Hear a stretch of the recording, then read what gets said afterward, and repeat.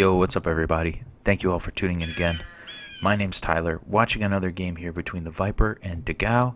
This time as Chinese, they're playing random civs, I would assume. The Viper's going to be here in yellow, Dogao here in blue. And just to remind you, the beginning of a Chinese game, you're going to have 6 villagers, no food to work with, and you can see Dogao here executing what I think is probably the best strategy, which is putting 5 on berries right away, scouting with his scout to find a sheep, and once you find those sheep, building a house with 1 villager. Those 5 villagers are going to come in, they're going to drop their 10 food worth of berries each, allowing Dogao to create the next villager, and he's off to the races. So just a quick reminder of how a Chinese game often starts. To look at the maps here, we can see that once again we're on Arabia. We can see Dogao's map here looks a little interesting, maybe a wall off across here, secondary stone to the side, primary stone in the front, possibly an ability to wall that off as well. His primary gold here is in a really bad spot. It's downhill, it's hard to defend. He can probably wall this, but it's way in the front of his base, so a little bit annoying there. He may also be able to wall here and take his secondary gold if he gets under pressure at that primary gold spot. Dogao's berries are on the back, and that's quite alright. Meanwhile, the Viper here in yellow, berries to the side, stone on the front, gold on the front, but not terribly far forward. His secondary gold also on the front. A little bit of a big front side for Viper, a little bit hard to wall this, maybe across here, maybe here. He would also need to wall up the back entrance, or maybe actually across here would be better. But overall, not a terrible map for Viper. A little bit less wallable than Dogao, but a little bit easier to defend without walls.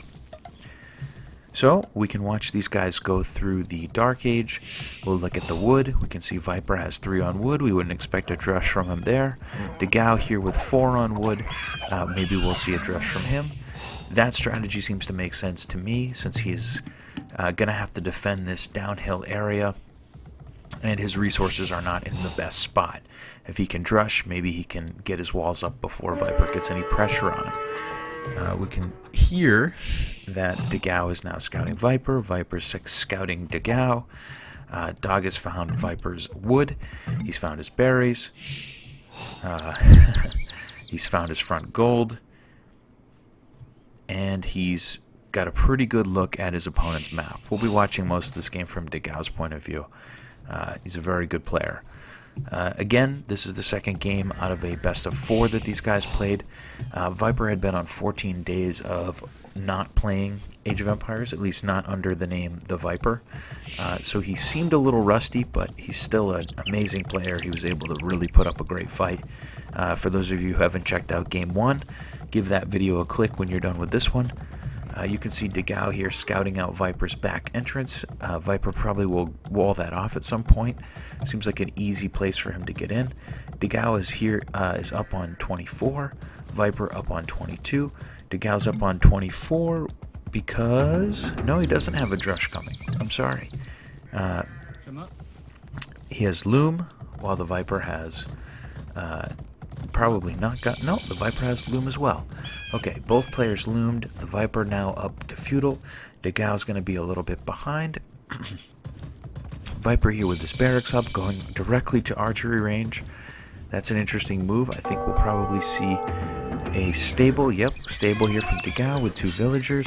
He's got his barracks up. He's got a spearman ready, assuming that Viper is going to come forward with scouts, but it doesn't look like he is. It looks like he's going to go archers first. And he's going to do it out of 2 ranges, and judging by the number of villagers here on gold, maybe we'll expect to see archers from the Viper. If we go to the Viper's view, we can see archers starting to come out there, and more villagers moving over to gold. Meanwhile, Dogao walling off this front part to protect that big front gold patch. Seems like a very smart move. He's got a few scouts out on the field of play, and he's putting an archery range up now. Those 3 scouts might just get this villager for free. They do. So Dogao, again, just like in the first game, getting in a little early and getting one of Viper's villagers.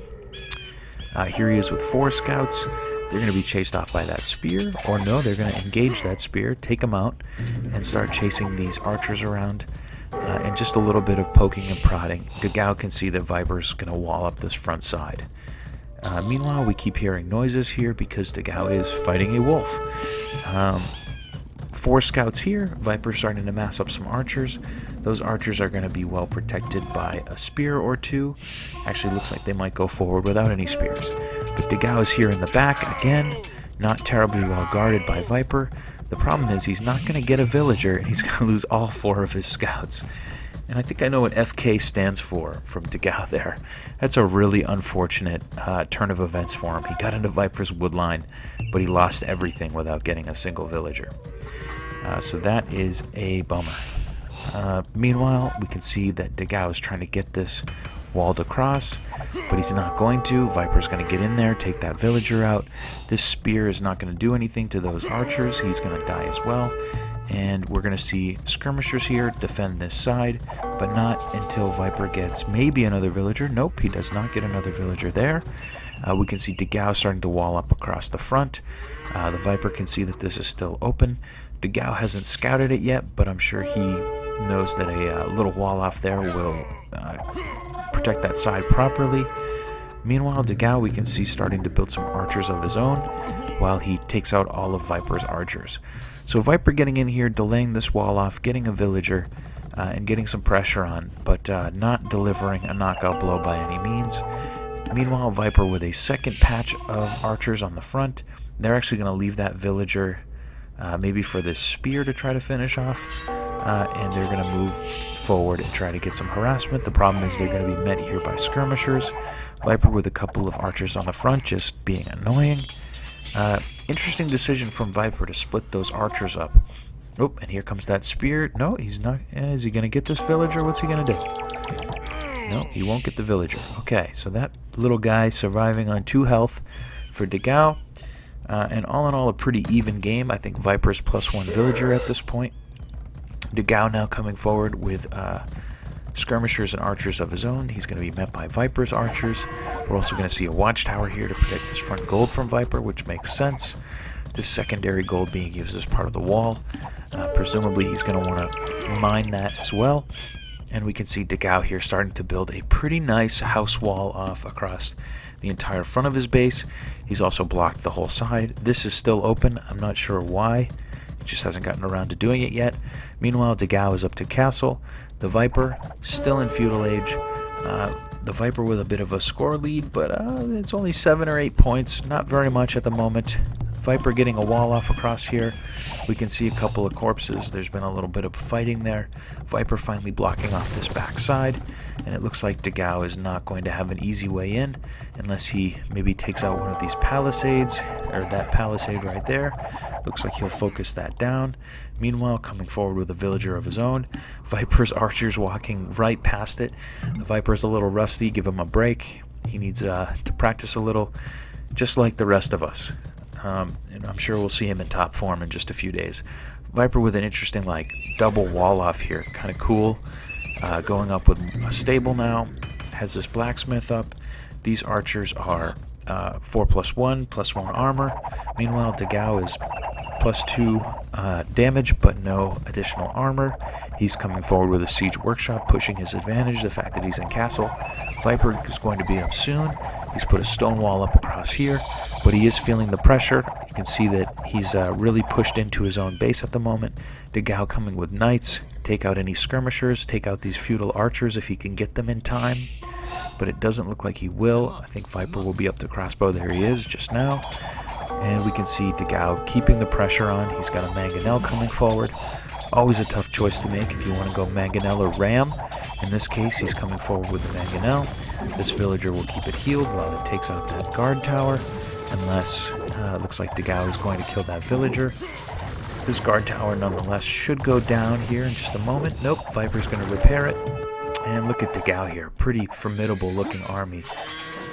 Looks like 6 or 8 knights, many crossbowmen, and a bunch of skirmishers. And it looks like Viper here is in a lot of trouble. That little army looks like it's going to get eaten up. But Viper is walled off across the front.